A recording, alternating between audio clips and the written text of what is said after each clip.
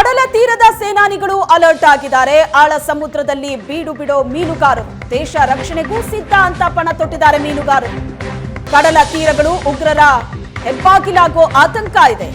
ಆತಂಕ ಬೇಡ, ನಾವಿದೀವಿ ಅಂತಿದ್ದಾರೆ ಮಲ್ಪೆ ಮೀನುಗಾರರು. ಅಬ್ಬಕ್ಕನ ಕಾಲದಲ್ಲೂ ಪೋರ್ಚುಗೀಸರ ವಿರುದ್ಧ ಫೈಟ್ ಮಾಡಿ ಈಗ ಸಾವಿರಾರು ಮೀನುಗಾರಿಕಾ ಬೋಟ್ಗಳು ಕಡಲ ತೀರದಲ್ಲಿ ಬೀಡು ಬಿಟ್ಟಿದೆ. ದೇಶದ ಜೊತೆ ನಾವಿದೀವಿ, ಸೈನಿಕರೊಂದಿಗೆ ನಾವಿದೀವಿ ಅಂತ ಮೀನುಗಾರರು ಕೇಂದ್ರ ಸರ್ಕಾರಕ್ಕೆ ಅಭಯ ಕೊಟ್ಟಿದ್ದಾರೆ. ಕಾಶ್ಮೀರದಲ್ಲಿ ನಡೆದ ಹಿಂದೂಗಳ ಹತ್ಯಾಕಾಂಡದ ನಂತರ ಭಾರತ ಯಾವ ರೀತಿಯ ರಿವೆಂಜ್ ತೆಗೆದುಕೊಳ್ಳುತ್ತೆ ಪಾಕಿಸ್ತಾನದ ಮೇಲೆ ಅನ್ನುವಂತಹ ಕುತೂಹಲ ಎಲ್ಲ ಕಡೆ ನೆಟ್ಟಿದೆ. ಅದೇ ಸಂದರ್ಭದಲ್ಲಿ ಯುದ್ಧದ ಸಾಧ್ಯತೆಗಳ ಬಗ್ಗೆ ಕೂಡ ಗಂಭೀರ ಚರ್ಚೆಗಳು ಆಗ್ತಾ ಇದೆ. ಇಂಥ ಹೊತ್ತಿನಲ್ಲಿ ಬಹಳ ಮುಖ್ಯವಾಗಿ ಕೋಸ್ಟಲ್ ಸೆಕ್ಯೂರಿಟಿ ಅನ್ನೋದು ಬಹಳ ಮುಖ್ಯ ಆಗುತ್ತೆ. ಒಂದು ತೆರೆದ ಬಾಗಿಲು ಇದ್ದಾಗೆ ಕರ್ನಾಟಕ ಕರಾವಳಿಯು ಕೂಡ ದೇಶದ ಒಂದು ತೆರೆದ ಬಾಗಿಲಾಗಿ ಇರುವಂಥದ್ದು. ಸೊ ನಾನು ಮಲ್ಪೆ ಬಂದರನ್ನು ತೆಗೆದುಕೊಳ್ಳೋದಾದರೆ ಏಷ್ಯಾದ ಅತಿ ದೊಡ್ಡ ಸರ್ವಋತು ಮೀನುಗಾರಿಕಾ ಬಂದರು ಇದು. ಸೊ ಮೀನುಗಾರರು ಸರ್ಕಾರದ ಜೊತೆ ಈ ಸಂದರ್ಭದಲ್ಲಿ ಕೈ ಜೋಡಿಸುವುದು ಅನಿವಾರ್ಯ ಆಗುತ್ತೆ.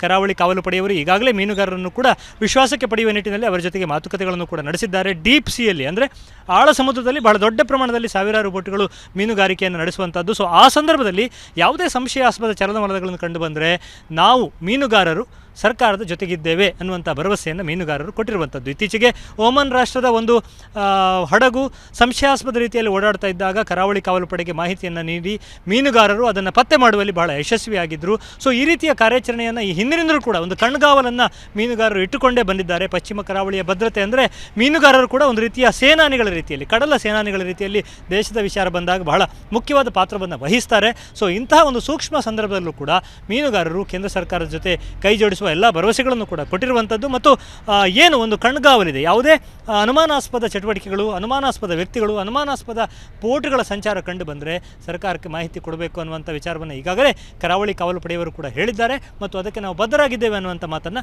ಮೀನುಗಾರರು ಕೂಡ ತಿಳಿಸಿದ್ದಾರೆ. ಸಮುದ್ರದಲ್ಲಿ ಯಾವುದೇ ಒಂದು ಇದಿದ್ದರೂ ನಾವು ಮೊದಲಾಗಿ ಮಾಹಿತಿ ಕೊಡೋದು ಮೀನುಗಾರರೇ. ಅದರಿಂದಾಗಿ ನಾವು ಯಾವಾಗಲೂ ದೇಶದೊಟ್ಟಿಗಿರ್ತೇವೆ. ದೇಶದ ವಿಷಯ ಬಂದಾಗ ನಾವು ನಮ್ಮ ಒಂದು ಕಿಚ್ಚು ಮೀನುಗಾರರದ್ದು ಯಾವಾಗಲೂ ಇದ್ದೇ ಇರ್ತದೆ. ಖಂಡಿತ ನಾವು ಈ ದೇಶದ ವಿಷಯ ಬಂದಾಗ, ರಕ್ಷಣೆ ವಿಷಯ ಬಂದಾಗ ಮೀನುಗಾರರು ಯಾವಾಗಲೂ ಸದಾ ದೇಶದೊಟ್ಟಿಗಿರ್ತಾರೆ. ಸಾವಿರಾರು ಬೋಟ್ಗಳು ಡೀಪ್ ಸಿಯಲ್ಲಿರ್ತವೆ. ಸಣ್ಣ ಪುಟ್ಟ ಆಗುಹೋಗುಗಳು ಕೂಡ ಗೊತ್ತಾಗುತ್ತೆ ಎನ್ನುವಂಥದ್ದು ಗೊತ್ತಾಗ್ತದೆ. ಅಂದರೆ ಇಲ್ಲಿ ಕರಾವಳಿ ತೀರದಲ್ಲಿ ಎಲ್ಲ ಪ್ರದೇಶದಲ್ಲಿ ಮೀನುಗಾರರು ವಿಸ್ತಾರವಾಗಿ ಹರಡಿಕೊಂಡು ಇದ್ದಾರೆ. ಆಗ ಏನಾದರೂ ಆದರೆ ಮೀನುಗಾರರಿಗೆ ಕೂಡಲೇ ಗೊತ್ತಾಗ್ತದೆ. ಕೂಡಲೇ ನಮ್ಮ ಹತ್ರ ವೈರ್ಲೆಸ್ ಉಂಟು, ಕೆಲವೊಂದು ಆಧುನಿಕ ಉಪಕರಣ ಎಲ್ಲ, ಮೊಬೈಲ್ ಉಂಟು, ವೈರ್ಲೆಸ್ ಉಂಟು. ಅದನ್ನು ನಾವು ಕೂಡಲೇ ದಡಕ್ಕೆಲ್ಲ ತಿಳಿಸಿ ನಾವು ಕೂಡಲೇ ಇನ್ಫಾರ್ಮೇಷನ್ ಕೊಡ್ತೇವೆ. ಹಾಗೆ ಪ್ರತಿಯೊಂದು ವಿಚಾರದಲ್ಲಿ ಯಾವುದೇ ಒಂದು ತ್ಯಾಗಕ್ಕೆ ಮೀನುಗಾರರು ಸದಾ ಸಿದ್ಧರಿದ್ದಾರೆ. ಈಗಿನಿಂದ ಅಂತೇಳಿ ಅಲ್ಲ, ರಾಣಿ ಅಬ್ಬಕ್ಕನ ಕಾಲದಿಂದ ಇತಿಹಾಸ ಇದೆ ಅಂತೇಳಿ ಹೇಳ್ತಾರೆ ಅಲ್ವಾ? ಹೌದು. ನೋಡಿ, ನಮ್ಮದು ಮೀನುಗಾರರ ಇತಿಹಾಸ, ನಾವು ಹಿಂದೆ ಪೋರ್ಚುಗೀಸರ ಎದುರು ರಾಣಿ ಅಬ್ಬಕ್ಕನವರು ಮೀನುಗಾರರನ್ನು ಸೇರಿಸಿ ಹೋರಾಟ ಮಾಡಿ ಬಂದವರು. ಆ ಒಂದು ಇದರಿಂದ ಪರಂಪರೆಯಿಂದ ನಾವು ಮೀನುಗಾರರು ಬಂದವರು. ಅದರಿಂದಾಗಿ ಮೀನುಗಾರರು ಆ ಒಂದು ದೇಶದ ಬಗ್ಗೆ ಬಂದಾಗ ಅವರ ಹತ್ರ ಒಂದು ಕೆಚ್ಚು ಯಾವಾಗಲೂ ಇದ್ದೇ ಇರ್ತದೆ. ಅದರಿಂದಾಗಿ ಮೀನುಗಾರರು ಯಾವ ಸಮಯದಲ್ಲಿ ದೇಶವನ್ನು ಬಿಟ್ಟುಕೊಡುವ ಸಾಧ್ಯತೆ ಇಲ್ಲ.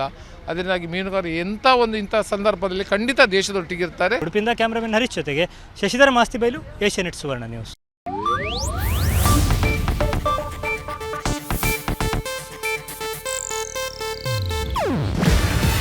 ಇದು ಏಷ್ಯಾನೆಟ್ ನ್ಯೂಸ್ ನೆಟ್ವರ್ಕ್ ಪ್ರಸ್ತುತಿ.